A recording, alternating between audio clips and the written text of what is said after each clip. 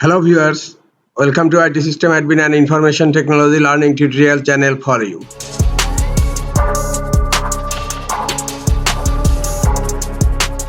Today in this tutorial I am going to show you how to block an account on Twitter. Sometimes it becomes very important for you, so don't forget to watch full video. To block an account on Twitter, go to your browser and browse twitter.com and browse x.com, then go to the profile which you want to block.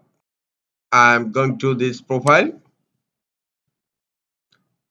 and then click on three dot icon here.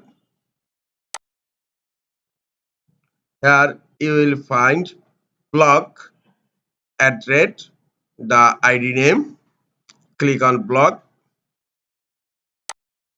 and a notification will be opened. There will be able to see your public post. They will be able to see your public post, but will no longer be able to engage with them. Now click on block. The account is blocked successfully. This is the easiest way to block an account on Twitter. This is all for today. Hope this tutorial is helpful for you. Keep watching for next tutorial. Thank you very much.